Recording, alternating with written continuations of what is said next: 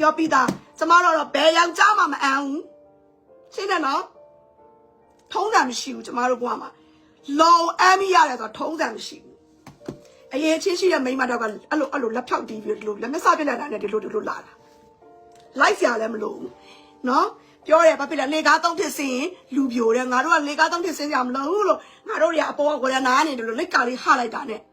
ဒီလိုလက်ဖြောက်တီးလိုက်တာနဲ့မျက်စလေးပြစ်လိုက်တာနဲ့တန်းစီပြီးလာမှာနော်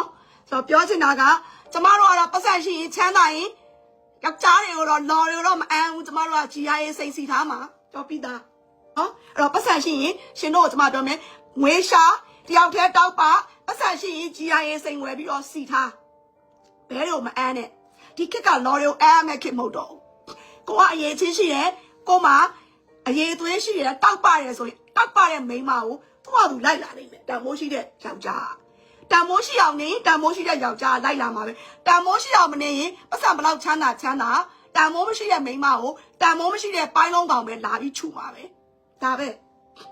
အဲ့တော့ what you pay what you get ပဲနင်ဘာပေးလဲနင်ဘာပြန်ရတယ်ဒါပဲတန်မိုးမရှိအောင်နေတော့တန်မိုးမရှိတဲ့အကောင်တွေပဲလာမှာပဲအဲ့တော့တန်မိုးရှိအောင်နေအမပဲတန်မိုးရှိအောင်နေရမယ်ဆိုတော့တနေ့စိတ်ပတိစိတ်ပြီးတော့အိမ်မာတွေအိမ်ရင်းပုံပြီးတော့ထမိန်နဲ့ငင်မုံနဲ့နေရမယ်လို့ပြောတာမဟုတ်ဘူးအမားတို့လည်းခစ်မိတယ်ခစ်ဆန်တယ်သွားတယ်လာတယ်ပါတီတက်တယ်ကလပ်တက်တယ်လောက်ခဲ့တာပဲသွားခဲ့တာပဲဒါပေမဲ့မတူဘူးယောက်ျားတယောက်ကိုဝင်တဲ့နေရာမှာအောက်ကနေကြုံပြီးတော့ဝင်လာလားအပေါ်ကနေဒီလိုမျိုးဝင်လာလား level ပေါင်းပြီးတော့ဒီလိုမျိုးရှင်ပြီးတော့ဝင်လာလားဆိုတာအဝင်ငင်းกว่าတယ်နော်